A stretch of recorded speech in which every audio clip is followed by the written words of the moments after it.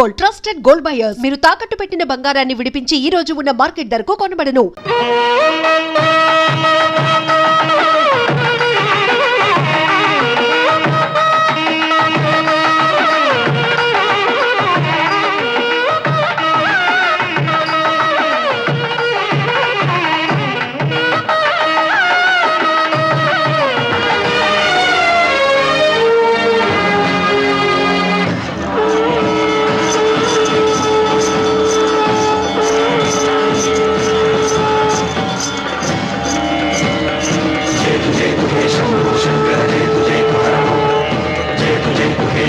शंकर जय तु हर ओम जय तु हे शंभो शंकर जय तु हर ओम जय तु हे शंभो शंकर जय तु हर ओम नागेन्द्रहाराय त्रिलोचनाय भस्मांगरागाय महेश्वराय नागेन्द्रहाराय त्रिलोचनाय भस्मांगरागाय महेश्वराय नित्याय शुद्धाय दिगंबराय तस्मै नकाराय नमः शिवाय जय तु हे शंभो शंकर जय तु हर ओम जय तु हे शंभो शंकर जय तु हर ओम नागेन्द्रहाराय त्रिलोचनाय भस्मांगरागाय महेश्वराय नागेन्द्रहाराय त्रिलोचनाय भस्मांगरागाय महेश्वराय नित्याय शुद्धाय दिगंबराय तस्मै नकाराय नमः शिवाय जय तु हे शंभो शंकर जय तु हर ओम जय तु हे शंभो शंकर जय तु हर ओम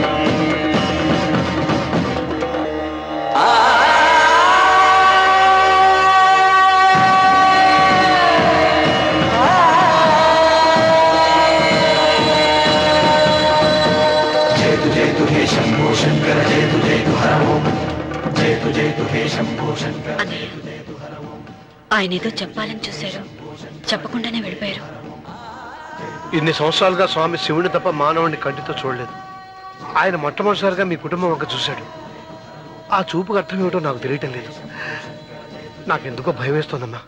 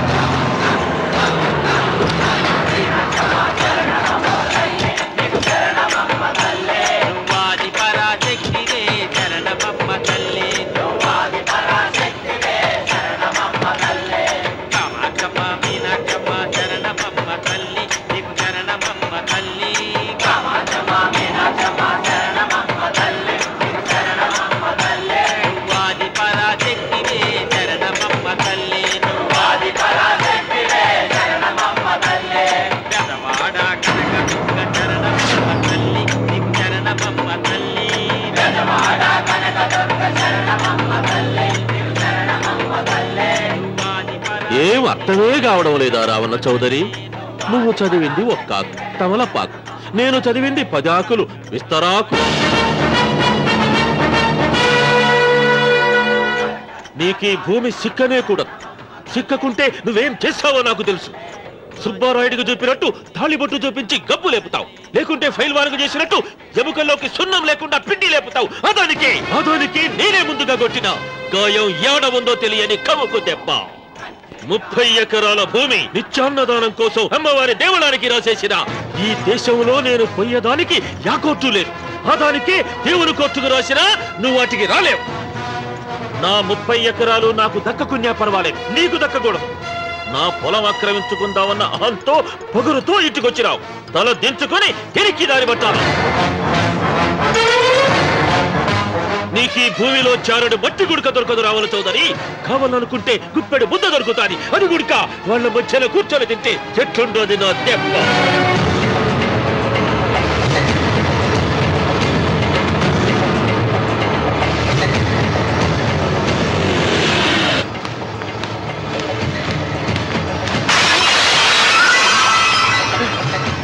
ఏంట్రా ఏమైంది?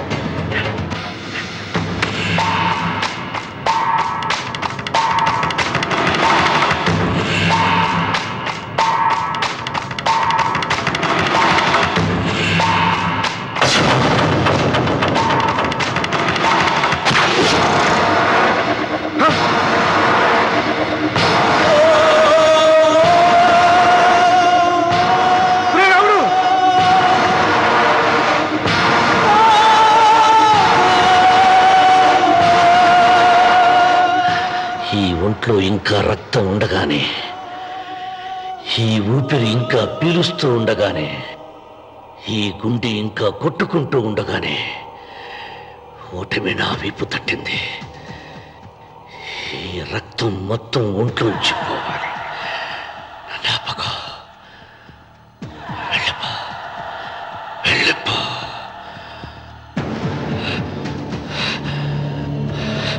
అమ్మా సీతారత్మ, అమ్మాయిదిరా పెళ్లికి వెళ్ళారండి. అయ్యో రే, నువ్వు వెళ్ళి డాక్టర్ తీసుకురా. అయ్యో నీ బుర్రే బుర్రా.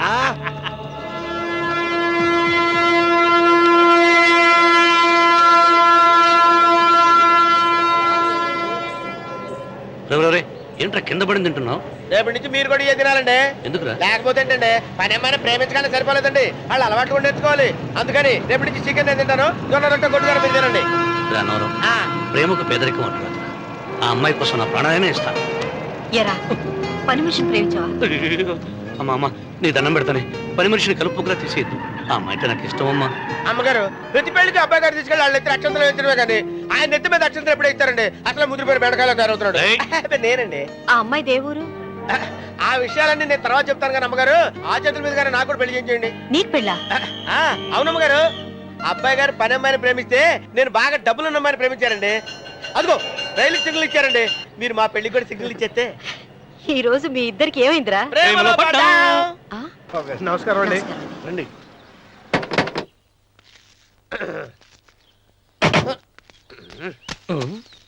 ఏంట్రా అన్నవరం, ఫోజిచ్చి నిలబడ్డావు?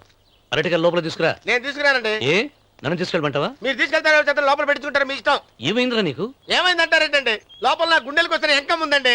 అది నన్ను ఎంత మోసం తెచ్చిందో తెలుసా అండి? అయ్యయ్యయ్యయ్యో, ఆ విషయం నేనే మర్చిపోయాను. ఒరే అన్నవరం, తమరు మాత్రం వెంకమ్మను మోసం చేయలే? నేనే మోసం చేశానమ్మా. అదేనమ్మా, 100 ఎకరాల పొలం ఉంది, 200 ఎకరాల పొలం ఉంది అని చెప్పావు కదా.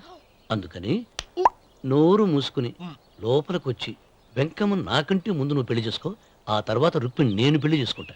అరటిగా తీసుకురా. నేను రాను. మీరని చెప్పినా నేను రాను. రావా? రాను. అయితే రామన్న చౌదరి గారికి చెబుతా. వద్దు వద్దయ్యో.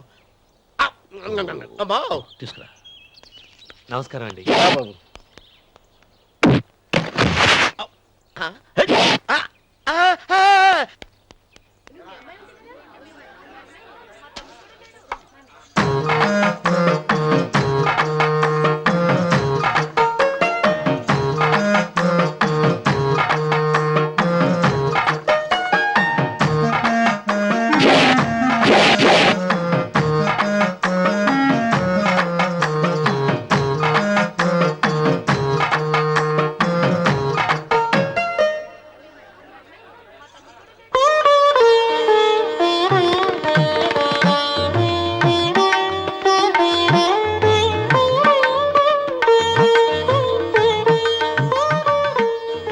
పంతులు గారు, ఇప్పటికే ఆలస్యమైంది, త్వరగా జాతకాలు చూసి లగ్న పత్రికలు రాయించండి. నేను అదే కంగారు పడుతున్నానండి.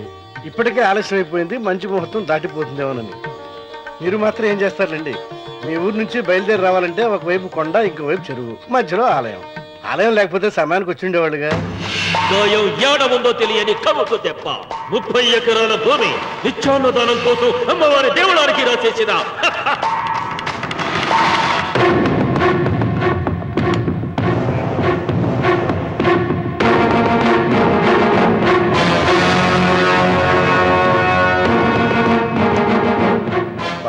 ఏమిటో ఆలోచిస్తున్నారు. లాంఛనాలు ఏమన్నా కావాలంటే చెప్పమనండి. ఏమిట్రా ఇంకా ఆలోచిస్తున్నావు? రావుడు, వాళ్ళంతా కంగారు పడుతున్నారు. శుభం.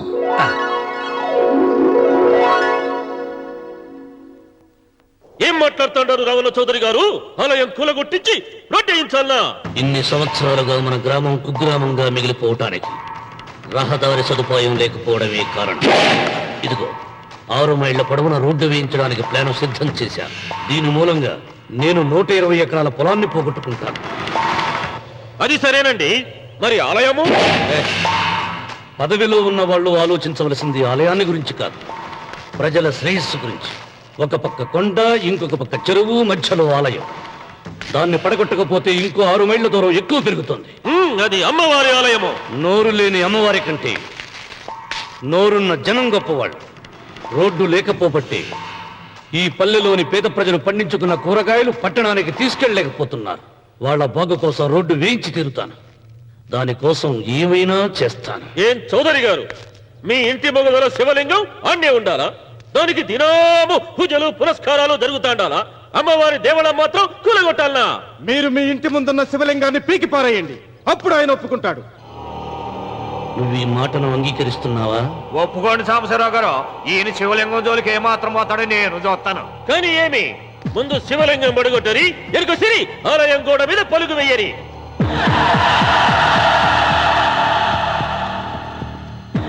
ముందుకేసిన అడుగు వెనక్కి తీసి అలవాటు ఈ రామన్నకు లేదు. నేను మడమ తిప్పను. మీరు మాట తప్పితే మరణహోమమే.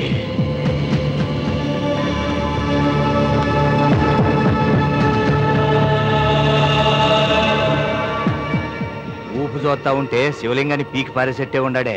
అయితే సాంబశివరావు గారి 30 ఎకరాలకు ఎసరే. ఆ ఇంటి ముందుండేటిది మామూలు రాయి కాదయ్యా, మహిమగల శివలింగము. తరతరాలుగా వాళ్ళ వంశాన్ని కాపాడుతాడాడే దేవుడు. చెయ్యి వెయ్యని తెలుసని.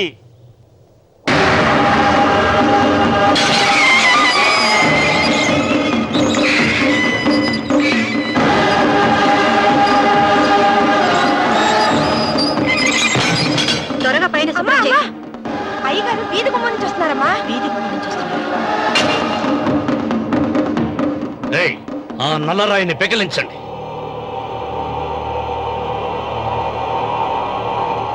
ఓ, మీరందరూ హిందువులు. మీకు కళ్ళు పోతాయి, మీ జీవితాలు కుళ్ళిపోతాయి అన్నారు. అయ్యా, ముస్లిం అయినా హిందూ అయినా దేవుడు దేవుడే. నేను ఈ పాపం చేయలేను. పాపం? దేవుడి ముందు చేతులు కట్టుకుని నిలబడటమే శాపం రా. నేనే పెకలిస్తాను.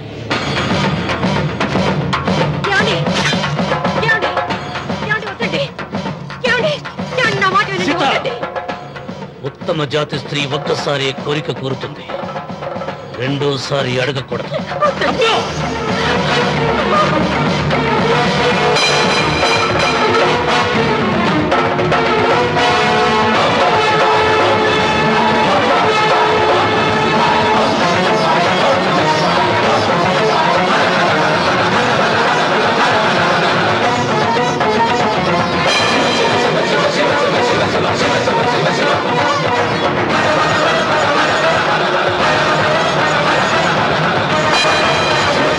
శివ శివ శివ శివ శివ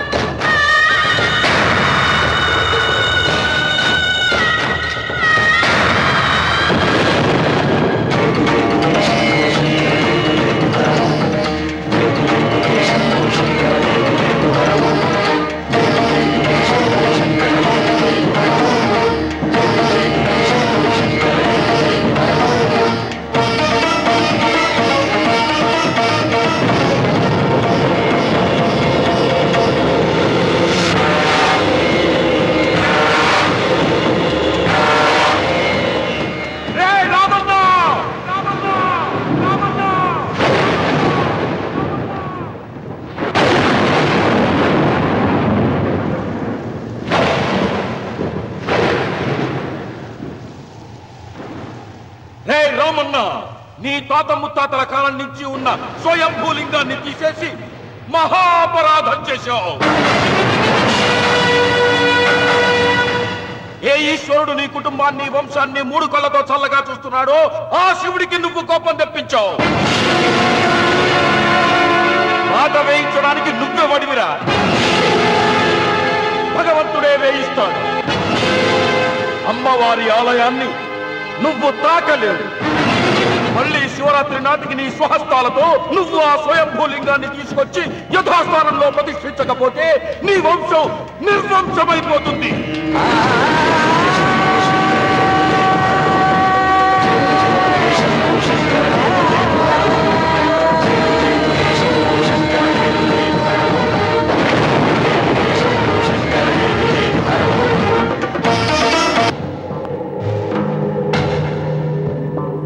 శివలింగాన్ని మీకు చెరులో పారేశాడు. ఇంకా గుడి మీద కూడా వస్తాడు. ఎక్కడొస్తాడు? జటాధర స్వామి శపించాడు కదా, జారిపోయి ఉంటాడు. రామున్న మొండివాడు పాపారావు. శాపాలకు తాపాలకు లొంగిటోడు కాదు, వస్తాడు. అతను వచ్చే లోపే పొలం ఆక్రమించుకోకుండా దేవళం కూలగొట్టకుండా ఏదో ఆలోచించాలా.